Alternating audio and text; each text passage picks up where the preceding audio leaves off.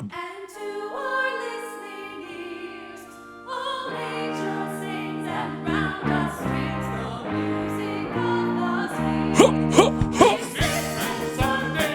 Brothers and sisters, welcome to Penn Sunday School, starring Penn Gillette. My name is Michael Godot, Matt Donnelly. Penn and I are broadcasting from Show Creator Studios South in Las Vegas. Is that a full stop after Matt Donnelly? Yeah, this week Ben went to see the very funny Bobby Slayton do a little stand-up comedy, visited Mr. Bizarro's Big Top Boo Bash Circus, and poor Teller has some more problems with his back. Here he is preaching love, Mr. Penn Gillette.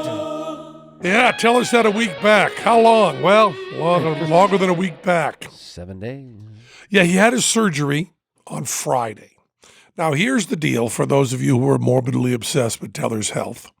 Last year, Teller had a serious fucked up disc, and he went in for a serious surgery. And that surgery was completely successful, but it took 7 weeks for him to recover. And then, after he went to Florence, Italy, walked on cobblestones, he came back with other problems. And he's been suffering badly with that for months. Mm-hmm. And finally, after a lot of suffering, and some canceled shows, by the way, because he couldn't fucking stand up. What a whip. He, the doctor said there was a minor surgery he could get, which he said was the equivalent of a hangnail. Of course, a hangnail inside your fucking spine.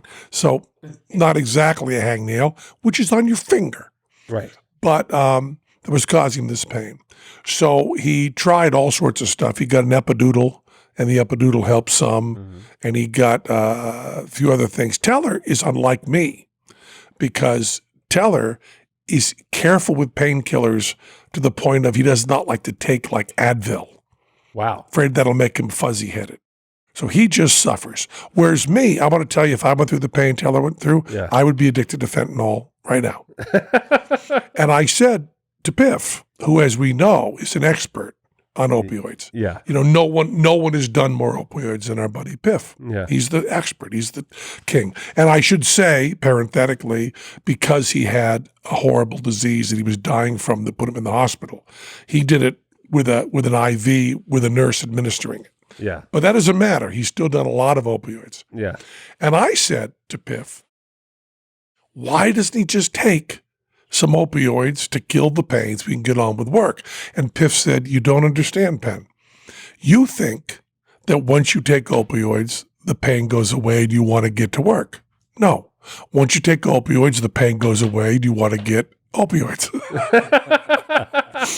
He said, work, family, everything else goes away. Yeah. All you want is more opioids.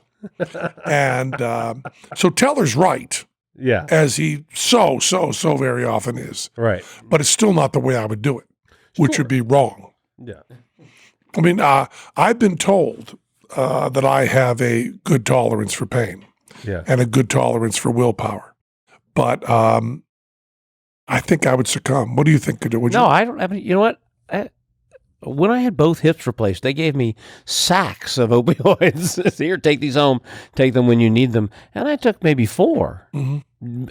After 2 days, I'm just like, this is not for me. I do not like the way I feel. I do not like what I'm doing with my life. I feel like I'm wasting my time. I do not like opiates in a box. I do not like opiates with a fox. I like them. I like them once.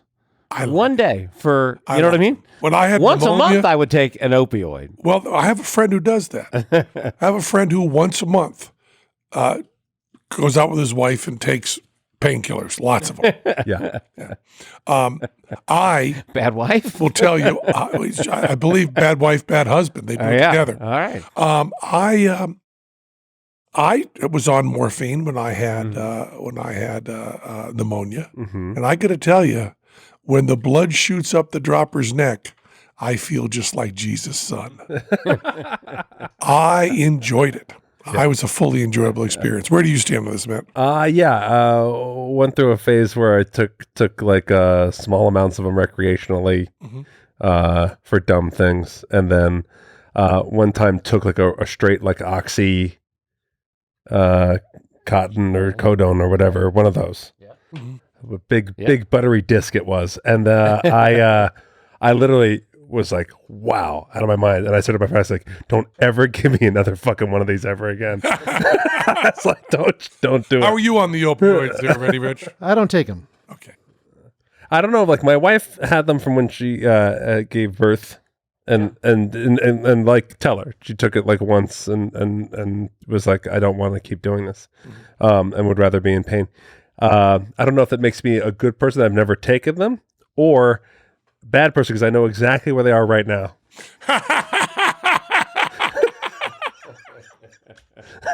Pain, But tell her, was that? pain is important information that I want to know.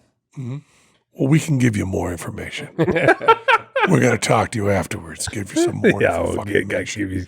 We can give you. You want some information? We'll give you information. Hey, knock knock! It's the information guy. Hey, call me 411.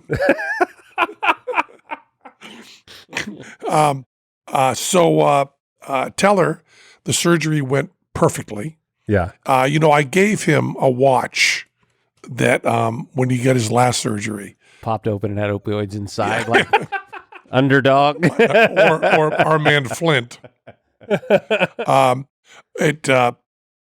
When Jerry Lewis died, or Dean Martin died, I guess it would be one of the two. It was when Jerry died. He had a watch that Dino gave him. Yeah. That said, to Jerry, I love you, Dino. And it was going for high auction. And everybody was going to say, I'm going to bid on it. And I thought it was funnier and better. I didn't do it myself, but someone in our office, the long-suffering Laura, went finding a copy of the watch that Dean gave Jerry. Same vintage, same year, everything. And then we had inscribed on the back the same words, except replacing Jerry with Teller and replacing Dino with Penn.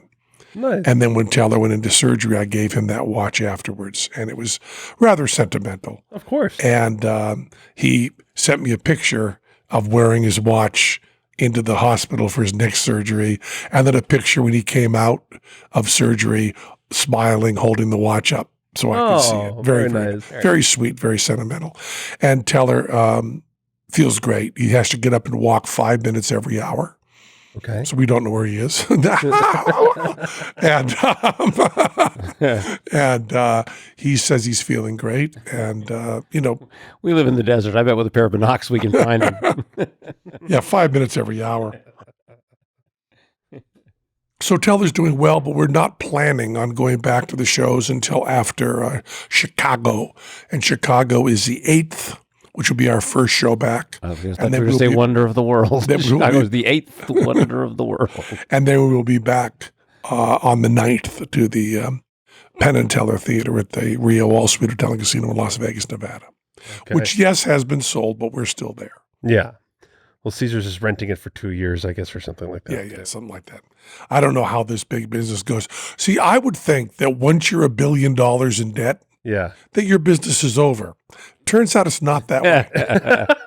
If you're $200 in debt, your business is over. Right. You're $1 billion. Everybody wants to keep you going. Yeah. Well, that's what I'm surprised by. Is that Caesars has? I work for them, and yet I have about $1 billion more than they do. I mean, we can round it off. That's the way they work. So Teller is doing well, and I have this unexpected time off. So I've been knuckling down on my novel that I'm writing. Those of you who liked Sock years ago and clamoring for another novel, Sock 2. My essays go on the New York Times bestseller list. My novels can't see the New York Times bestseller list from where they are, but I still think I'm going to write another one. Maybe another few. You're inspired. I'm inspired because I pitched. He's unemployed. I think inspired and unemployed are the same. I pitched a very, very, very good idea to Showtime, and they bought it but didn't do it. Right. And then CBS loved it and didn't do it. And then Warner Brothers loved it, and didn't do it.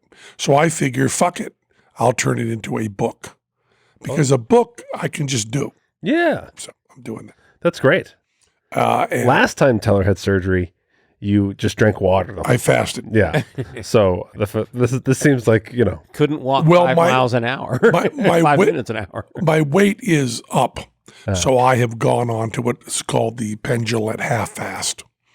And my half fast is I do at least 20 hours between meals. Okay. And I've been hitting 30, which fucks you up because you get Yeah. off sync. And so my weight is coming down. I'm down about 8 pounds. And I want to keep going down because I am 20 more than I'd like to be, 30 more than I've ever been down, and 40 more than Clapper and Ray would like me at. So they can scream at me while I do planks at 112 years old. I mean, that's their plan. Got it. So I am doing, I would say, severe eating changes. Although that's what I like to do intermittent fasting anyway. But I thought it'd be easier to get the groove, get the rhythm. There you go. There you fucking go. Get it. Get the rhythm. There you go. There you fucking go. Get it. I've spent the whole time memorizing the wrong thing. That I had the wrong thing in my head. Well, ready let's get to it right. join in. Get it. Get it. Remember, get it's a pickup. Yeah. So it's just get the rhythm. There you go. There you fucking go. Get it. Get the rhythm. There you go. There you fucking go. Get it. Get the rhythm. There you fucking go. There you go. Damn it. I got it. All right. Back to work. And what's crazy about that, and when we finally play, What's crazy about that? we finally play the interview with Steve. Yeah. We finally play. I can't wait for it. Yeah, it's great.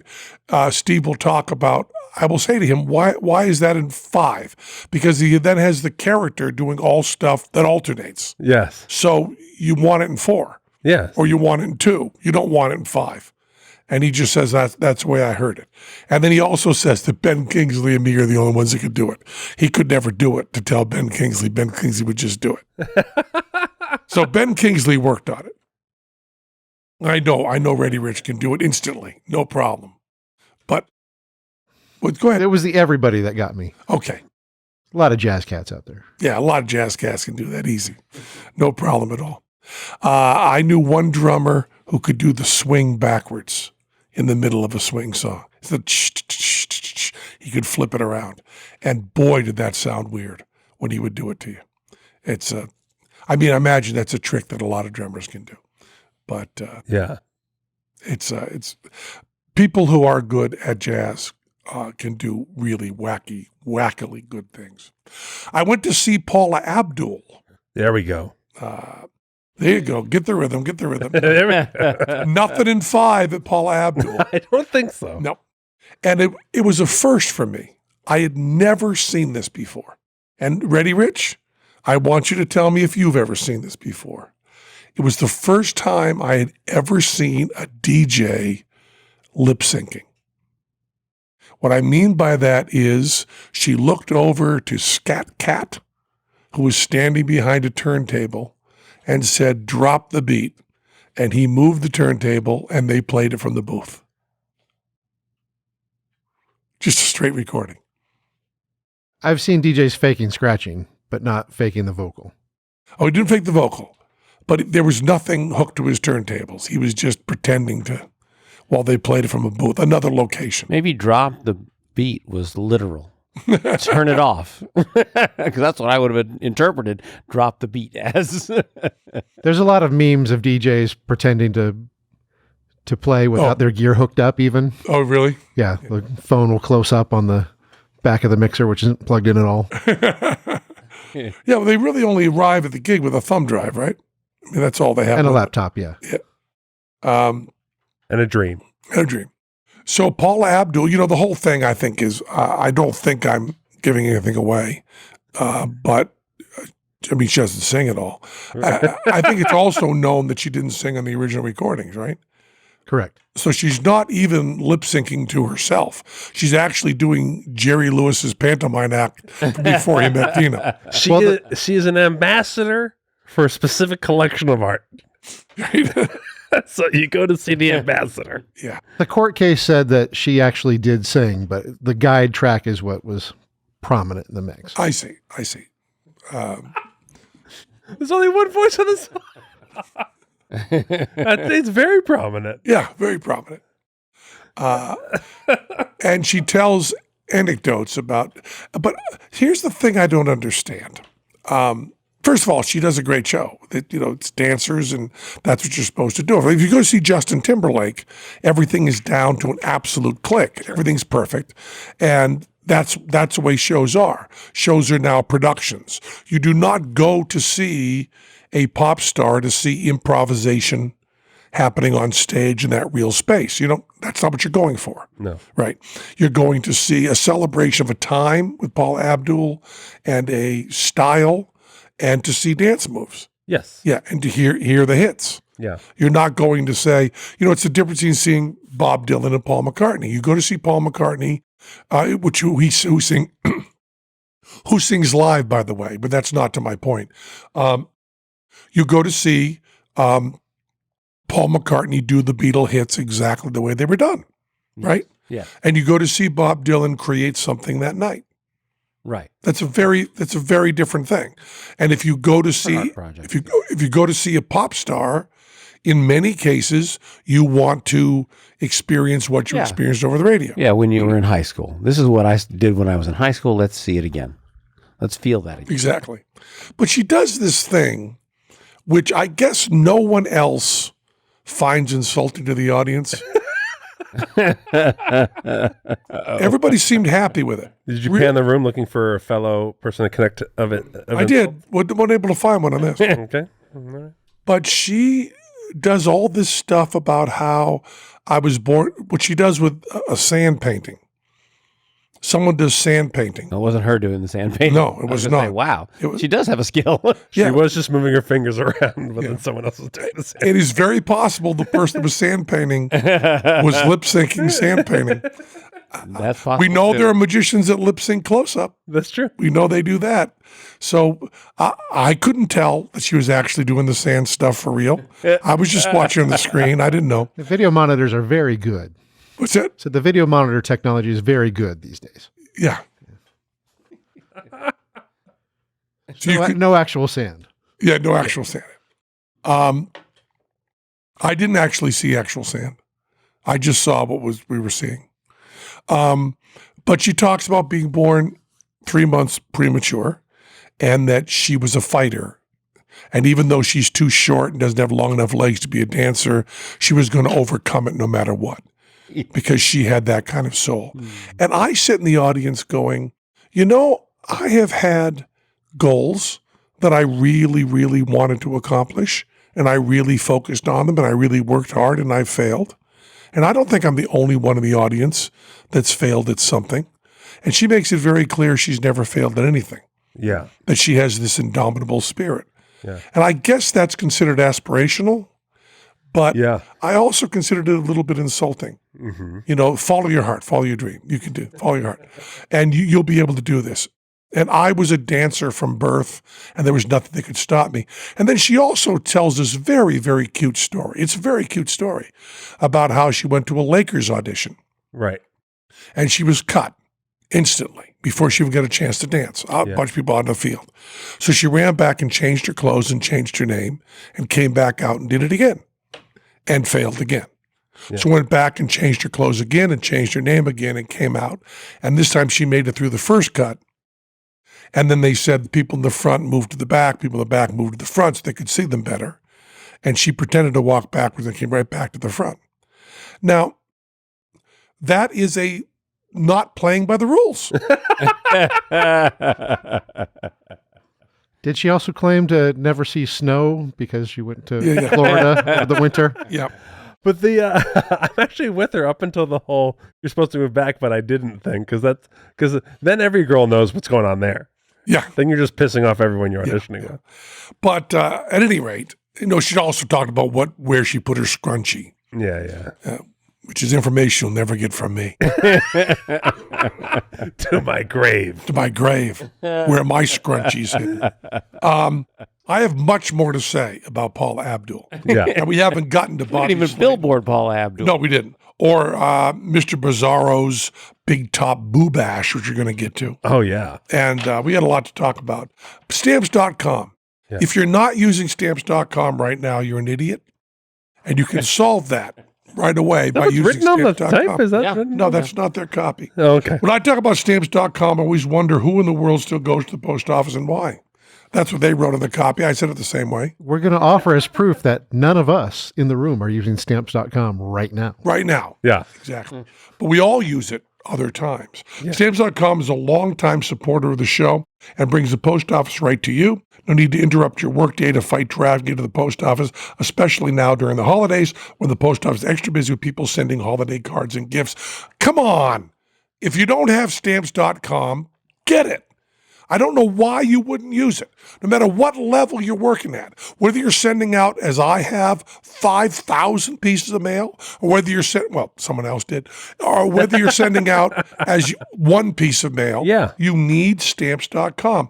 Brings all the service of the U.S. Postal Service right to your computer. Whether you're a small office sending invoices, an online seller shipping out products, or even a warehouse sending thousands of packages a day, Stamps.com can handle it all with ease. Simply use your computer to print official U.S. postage 24/7 for any letter, any package, any class of mail, anywhere you want to send.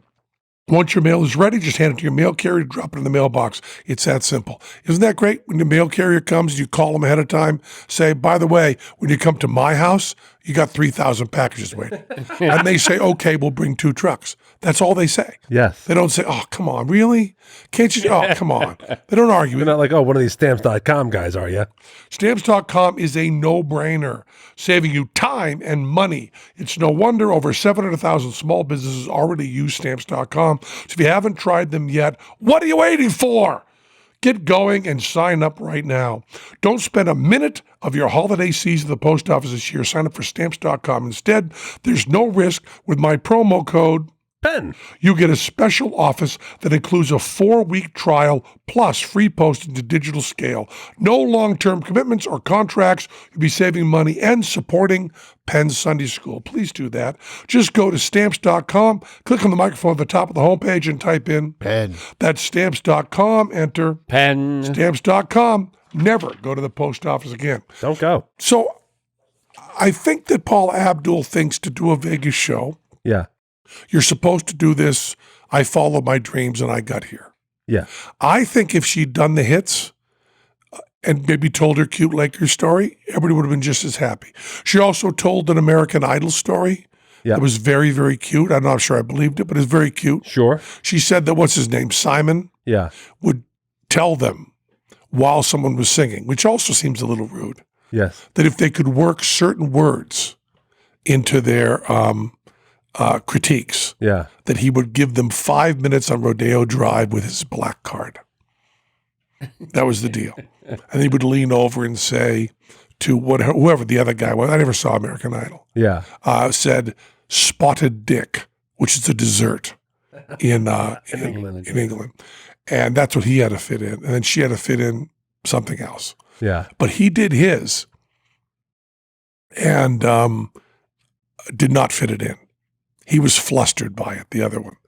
But because she was born to dance, she was not flustered. And he said, I'll give you double if you fit it in. And she said, you know, this guy reminds me of a guy we had on last year. Do you remember Dick? She said his name. Yeah. Remember Dick? Da-da-da? Well, I was at the Starbucks the other day, and I think I spotted Dick right there in line. And she said he was very, very impressed and high-fived her and celebrated after, but never gave her the black card. Wow. So that was a story about Simon not being trusted, which I don't think anybody in the audience needed. I think we already knew No. that if Simon promised you something, Yeah. you could whistle. Even if you said spotted dick And you on know, a show. Paula Abdul is not broke. We could presume she could handle 5 minutes on Rodeo Drive herself. I don't know. I don't know. And there was a musician waiting for finally the honest feedback from Paula Abdul that was going to change his career. That was, Teller and I, I would just tell you, we are fuck ups. Yeah. And we aren't the most respectful people in the world. Yeah. But when we have a magician performing in front of us, I got to tell you, we don't dick around. No. We're not fitting in spotted dick. We are really, you've seen us. Yes. We pay attention. We don't do little jokes with the producers. We do around the stuff. Yeah. But a person's coming out because they're scared. Yeah. And you don't need someone leaning over saying something while you're working, No, Yeah. you don't. I don't think, what's that? No, you don't. You don't need that. It make you very, very uncomfortable. So she told that story. Then she said, now all of this stuff, I want to tell you, the show was good. Yeah. I'm talking about interstitial stuff that she said without passion that I thought, from my very sensitive point of view, which I'm very sensitive to this, you know that. Yeah. I'm very sensitive to people that that stuff they say could be taken the wrong way. And I'll tell you, I always take it the wrong way. Yeah. Always. Yeah. I mean, everybody else probably went, wow, she was born to dance. She overcome her obstacles. How great is that? I'm going to go and try to overcome my obstacles. As opposed to me sitting there going, oh, we weren't born to do anything, I guess. I've even said I'm going to get a pizza tonight and failed. I mean, there isn't a day goes by that there's something I'm born to do that I'm not able to do. Yeah. And I went on Dancing with the Stars, and I worked really, really hard, and I did my absolute best, and I was the first one thrown off. I was a failure. Yeah. Right? Yeah. And I have, if we want to list my failures, by the way, I have a document on my computer that does list my failures. I do keep tally on them. That surprises no one. But I have a long list of things I failed at because I like to look back on things I sincerely tried with all my heart Yeah. and failed. Yeah. I just think that's important to keep in mind. Yeah. So Paula Abdul then said that she got her first. Oh, she also said that Billy Wilder, perhaps the greatest director of all time, maybe, I don't know. Some people think so. Her mother worked for Billy Wilder, and Billy Wilder offered to take Paula Abdul in as his protege because she said this, I didn't. Going from choreographer to director was the next natural step. Yeah. Okay. And she said to Billy Wilder, no, I want to be a pop star, and went on to record her record. So we could have had the next Billy Wilder, but instead we got her dancing with a cartoon cat. And then she said that Virgin Records gave her, and then she rolled her eyes in disgust, $72,000. That's all they gave me to make my first record. And I'm sitting there thinking, geez, $72,000. That's more than I have on me. Maybe more than a lot of people in the audience. Maybe everybody else in the audience has like 73 grand in their pocket. Yeah. I don't, right? Yeah. I'm not even sure that I can't go to a cash machine and get $72,000. Seizures would take it right now. So then she wants to explain. And she says, that's like trying to shop at Gucci with a Forever 21 budget. Oh, now I get it. Okay. Yeah. And I was thinking to myself, I've taken my daughter to Forever 21 and we bought clothes and she seems happy.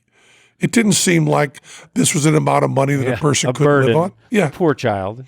And then she says a little while later, then I had to do one track and they gave me $2,000 to do one track, which, by the way, is like trying to eat Kobe beef on a McDonald's budget. I've had Kobe beef, Yeah. but I only did it on TV. It wasn't like when I ate meat, I didn't buy Kobe beef all the time. I've been on radio shows with other performers who said I was making $150,000 a year. You can't live on that. And I always think, who do they think's listening to them? Yeah. I also heard somebody when I was on Letterman, the guest before us on Letterman said, when you're flying and you come down the escalator at the end and the person with the little uniforms holding the sign there with your name on it. Yeah. And I was backstage going, I don't think I do. A lot of times I get into an Uber. Yeah. They're not holding that sign. Because this was years ago before the Uber. I thought cab. Yeah. Or I go to the rental car counter, or a friend picks me up. What I have In a learned, beat-up what I have Subaru. learned, Monkey shit brown Subaru they pick me up in. if someone is there with a sign, it's because you have no friends in that town. It's not. It's no honor. It's not a great thing. It means fuck. I don't have anybody I can hang out with. Yeah, there's a lot. Trevor Noah talked about getting advice from Chris Rock, that he was hosting the Daily Show, but didn't want to start doing stand up. So as soon as the Daily Show wrapped, he was always flying out and doing tons of stand up, and then going back to the Daily Show. And Chris Rock said, "Well, you're going to be like the best worst comedian ever, because you're never going to have any time off, and all you're going to end up doing is stuff about airplanes and travel and all this other stuff, and you're never going to be talking about anything original." Boy, is that wise. Yeah, That is so wise. Because comedians end up doing that. totally. They just talk about airplanes and airports and nothing else.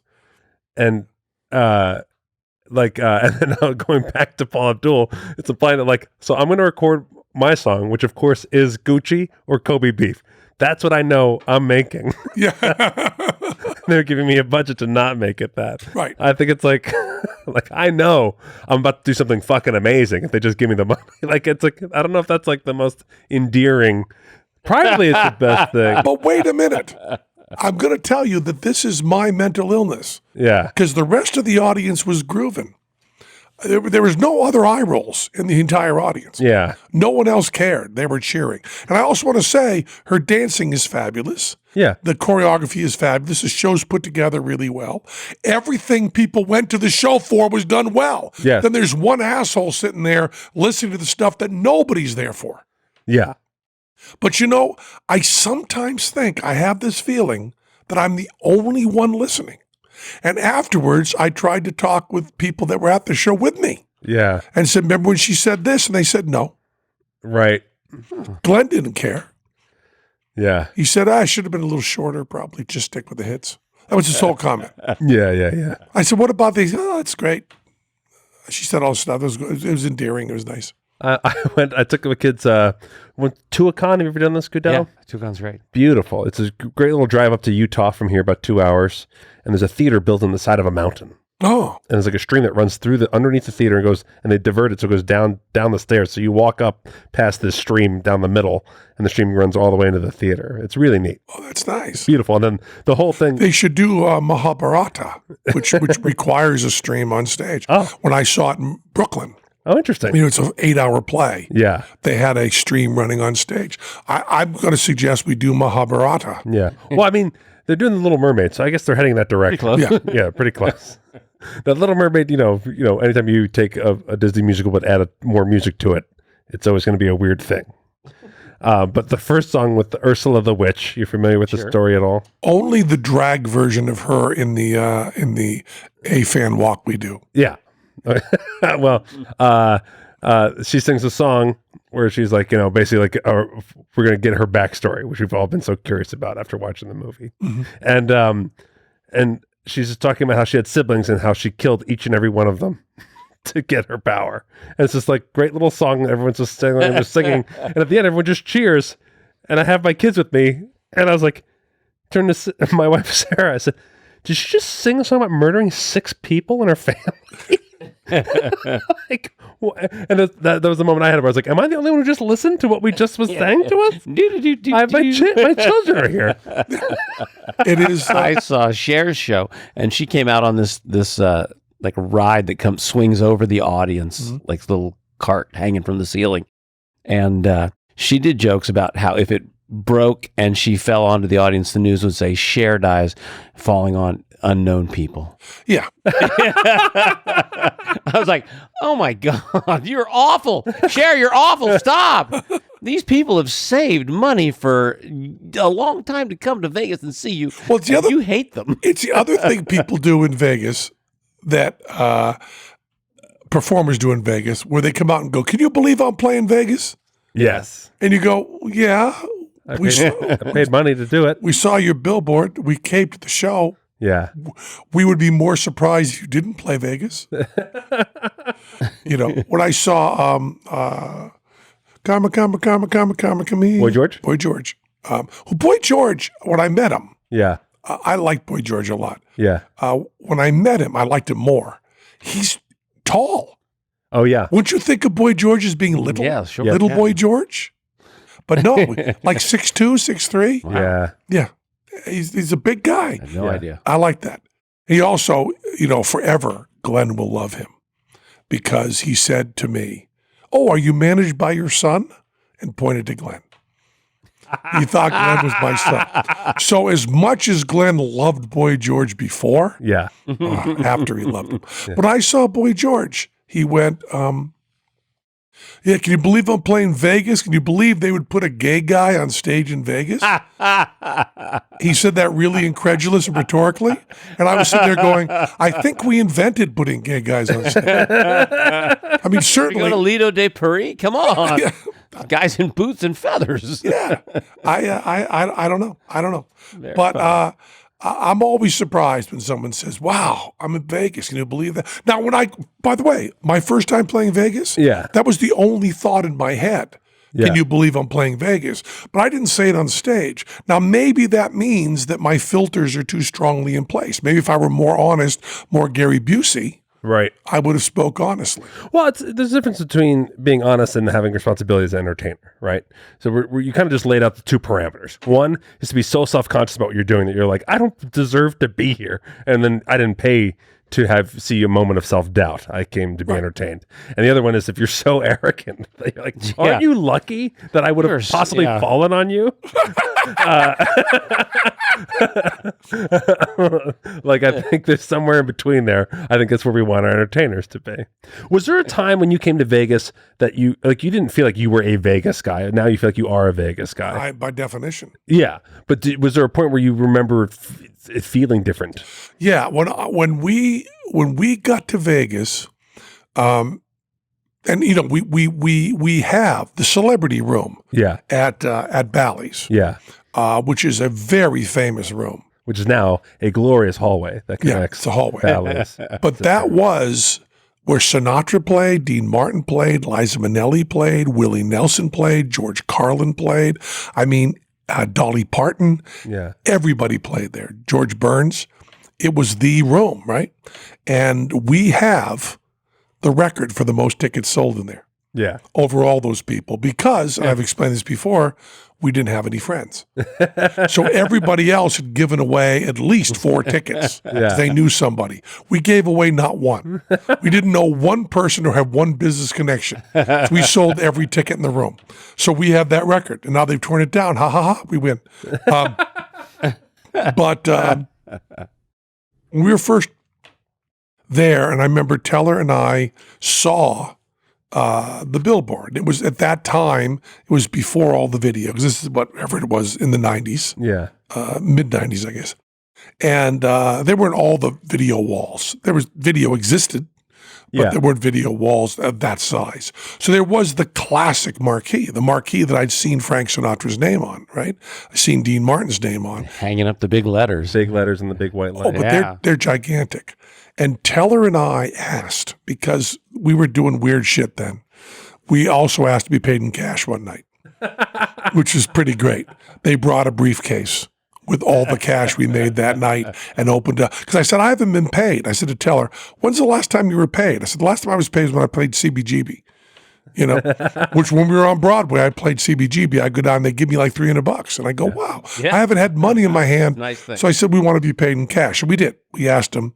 And Joel Fishman, who was our boss there, got somebody to come up and get the money. And Teller reached the briefcase and grabbed some money, gave it to me and said, just spend it. Don't even count on anything, just spend it. And then turned to everybody in the room, the crew and stuff, and said, here's a bonus with the crew. And he didn't count it, just gave them. We're talking about a couple $100 bonus to each of them, but it was still nice. That's a great Real nice. It's a fun surprise. Handed it out and then looked at the rest of it and went, oh. And Joel said, should I take it down and turn it into a check like grown-ups would do? And we said, yes. So it was really like a 10-minute event. But the other thing we asked for was we asked to go up inside the sign. Yeah. Those signs, in order to be able to change the letters and the light bulbs, you can go up inside and there's a balcony. And so we went in, Teller and I, to the inside of the sign, right? And then climbed a vertical pigeon shit covered, encrusted. I mean, if this were guano, you'd be rich. Okay. And guano? Guano. Guano. Sure. But it'd be Got that answer. your hand just covered with pigeon shit. Bad. And also climbing straight up. You know, it's hard to climb a straight up ladder. It's Yes, scary. Yeah. Just a vertical ladder in a tube, which is what we were in. Mm-hmm. And it's high. High. Way up. Hi. It's way up high. I mean, what, like 300 feet, right? At least. Has to be. Yeah, 100 probably. Was it 100? 100. No, it's higher than that. Okay. 10 stories? It's high. Guano high. It's high. Anyway, going one stair at a time inside, it's wicked high. Let's say it's 100 feet. Emotionally, it Still was high. 300 feet. Yeah. And poetically. And I, hand over hand, me, Teller, and one person who, Poor fella who drew the short straw. yeah, you got to take these assholes up. You know, the guys got paid in cash last night. You got to take them up inside the side. And we then went, and the letters that say Penn and Teller, which I thought, you know, they're going to be big. They're bigger than me. Nice. I mean, gigantic, Yeah. huge, I've seen photos of the sign at that time. It's great. Really nice. huge. I mean, huge letters of our name. And then, of course, under it, unlimited shrimp, just to keep you humble. But and you're covered with pigeon shit. Your whole body's covered with pigeon shit. And you're up there like peeking out over the strip. And there you are next to your name, which is bigger than you. Yeah. And you go, wow, that was something. And you know, if we'd fallen on somebody then, it would have been two assholes fall off. No one else hurt, thank God. Just those two assholes fell down. Yeah. But I actually did a song about that with my band, the Captain Howdy, which you can find. It's on the flip side of the best song ever written, which is a song that I wrote, which is about the best song ever written. It doesn't claim to be the best song ever written. Okay. And I give the chord progression for the best song ever written, and you can try to figure out while listening to it what song I'm talking about. But I recorded that with the Captain Howdy, and the next side is a monologue about going up in that and having Dean Martin's showerhead. Because I had Dean Martin's dressing room. Teller had Sinatra's. I had Dean Martin's. By the way, that wasn't me losing. That was me winning.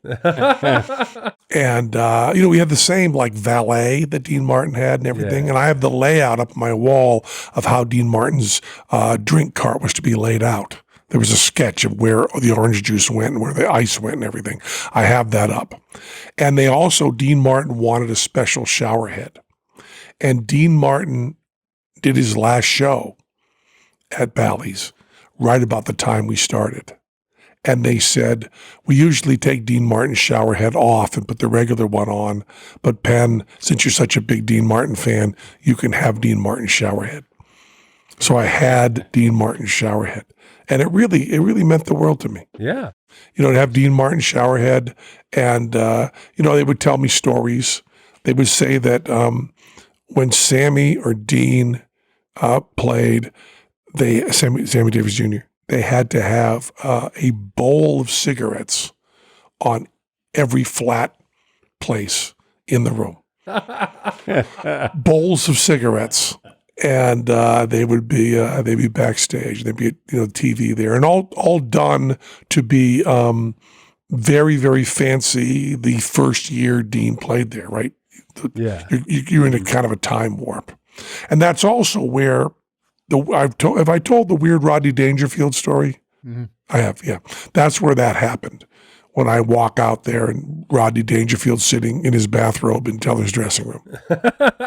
It was just a very, very surreal time. So yes, when I walked out on stage, I wanted to say, can you believe I'm playing Vegas? Right. But those, whatever they were, 1,500 people Yeah. were not surprised. They'd seen the name. It wasn't a big deal to them.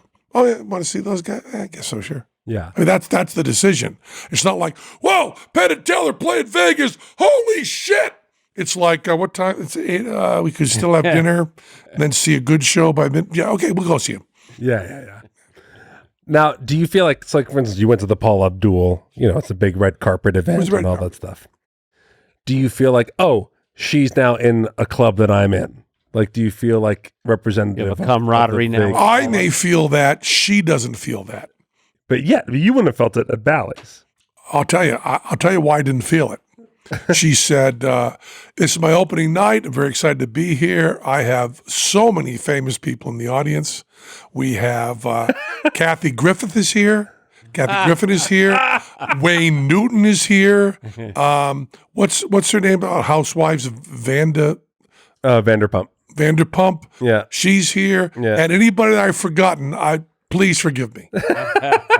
No. I was over to one side holding hands with Matt Franco. It was me and Matt Franco over to one side. She said she had celebrities in the audience.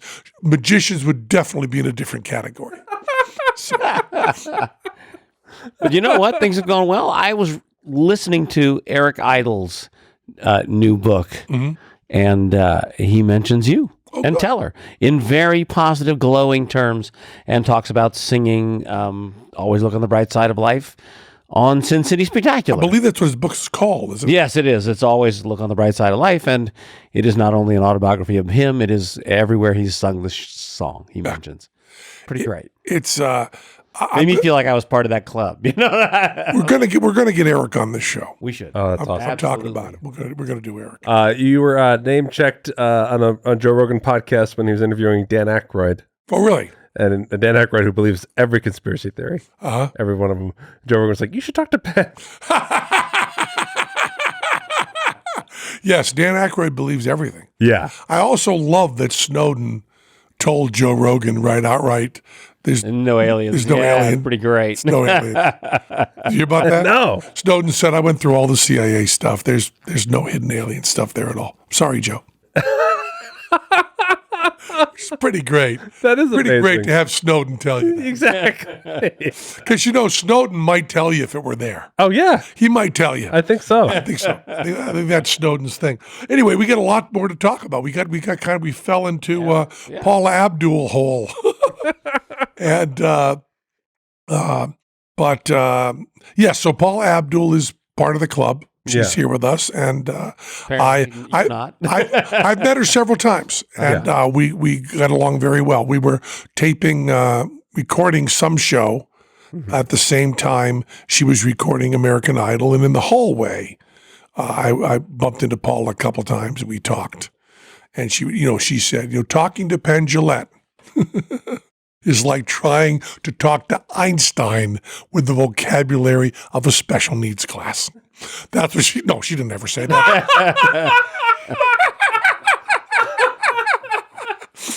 On a Gucci budget. On a Gucci budget. I think I said that. I meant that to be an insult to me. I believe I said it backwards. You said it backwards in the way that she was, but you kept it in the pattern of all of her other metaphors. Yeah, I did. I meant to do it the other way around, but I failed. I failed. I failed. That's my point. Add it to the list. I want to tell everybody listening, have your dreams, work for them. And sometimes, even if your heart is pure and you're working really, really hard and you're really focused on it and nothing can stop you, something will stop you. Telling you that. I've learned that from every single person I've met. Steve Jobs on down. Bill Gates, they failed. Well, I know we're wrapping up, right? We are. But a thing that bothers me about the part of the live your dream culture is also like that, like when you're not living your dream, that you feel like you don't have to try as hard. And that's a mistake that I made. And that's not a mistake that I think I put on like younger generations. I think young people do this all the time. But when you're young and you think you have to do awesome things, or you're meant to do this other cool thing, like you want to be a pop star, you probably still could have gone to work for Billy Wilder and learned a thing or two. You know what I mean? Yeah. And also like that kicking ass is a skill, and you want to practice and fail at kicking ass at other things besides your dream. Also, if you are accomplishing all your dreams, that's not fun. Right. I mean, failure is wicked fun. Yeah. Failure means you shot too high, and that's a really fun thing to do. Yeah. Also, there is a huge validity at separating. There's a book out called The Happiness Fantasy. Yeah. And I did not read it. I read a synopsis of it. I want to make that very clear. Yeah.